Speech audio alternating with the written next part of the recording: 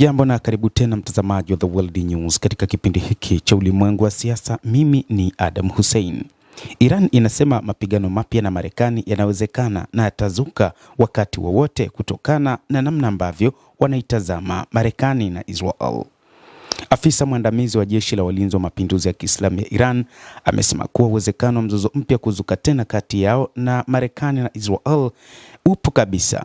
Mohammad Jafar Assad ni afisa mwandamizi wa jeshi la walinzi wa mapinduzi ya Kiislamu. Amesema kwamba wakati huu jeshi la Marekani pamoja na Israel wapo katika mipango mipana ya kurudi vitani, huku jeshi la Iran likijiandaa kwa kiasi kikubwa kwa ajili ya kulipa kisasi endapo litashambuliwa kwa mara nyingine tena. Afisa huyo mwandamizi wa Iran amesema mapigano mapya kati ya Iran na Marekani yanaweza kuzuka tena saa chache baada ya rais wa Marekani Donald Trump kusema hajaridhishwa na pendekezo jipya la mazungumzo kutoka Teheran. Iran iliwasilisha rasimu hiyo kupitia Pakistan, lakini maudhui yake hayajawekwa wazi. Mohammad Jafar Assad ambaye ni mwandamizi katika jeshi na uongozi wa kijeshi huko Iran alinukuliwa na shirika la habari la Fars nchini humo akisema kuwa ushahidi unaonyesha kwamba Marekani haitii wala kuheshimu ahadi au makubaliano yoyote. Marekani imekataa pendekezo la kwanza lililotolewa na Iran katika wiki iliyopita huko nchini Pakistan, ambapo waziri wa mambo ya kigeni wa Iran Abbas Araghchi alifika huko Iran, lakini Marekani ilikataa pendekezo hilo. Pendekezo la awali lilikuwa likitaka Marekani iondoe vizuizi vyake kwa maana meli za kivita zilizopo katika mlango wa bahari wa Hormuz, kadhalika kuhakikisha kwamba mazungumzo mengine kuhusu suala la nyuklia kuja kuzungumzwa siku zijazo. Lakini rais wa Marekani Donald Trump hakupendekezwa na pendekezo hilo, na hata wakati huu pia rais wa Marekani bwana Donald Trump ametangaza kutopendezwa na pendekezo la Iran la namna ya kumaliza vita katika nyakati hizi.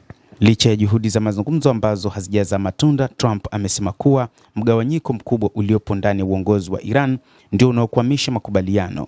Licha usitishaji mapigano, mashambulizi yanaendelea katika maeneo mengine kama Lebanon na kuongeza wasiwasi kuhusu hatima ya amani katika eneo hilo. Eneo kubwa ambalo wakati huu limekuwa ni tatizo katika kipindi hiki cha vita juu ya suala la mlango wa bahari wa Hormuz ndilo ambalo limesababisha mgongano kati ya Marekani na Iran. Marekani imeweka vizuizi katika mlango wa bahari wa Hormuz ili kuimarisha ulinzi na kuhakikisha meli za Iran haziwezi kupita katika eneo hilo la mlango wa bahari wa Hormuz, jambo ambalo Iran hawataki kukubaliana nalo. Iran sasa wanasema kwamba vita vinaweza kurejea ni kwa sababu ya namna ambavyo Marekani imekuwa ikikaidi juu ya kile ambacho Iran wamekuwa kikiona katika namna ya kuwaza jinsi ya kumaliza vita hivyo. Kwa namna ya kipekee, rais wa Marekani anataka Iran wakubaliane na mipango yake na namna ambavyo yeye binafsi anataka vita hivyo viweze kumalizika. Miongoni mwa namna ambavyo rais huyo wa Marekani anataka ni pamoja na Iran kukubali kuachilia mlango wa bahari wa Hormuz, lakini pia kuachilia uranium iliyorutubishwa walikuwa nayo kwa muda mrefu, ambayo ni takribani kilogramu zaidi ya 400 sawa na 60% ya urutubishaji wa urani.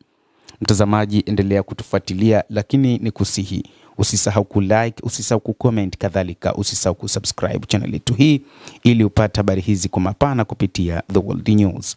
Naitwa Adam Hussein, endelea kuwa nasi wakati wote, endelea kutufuatilia.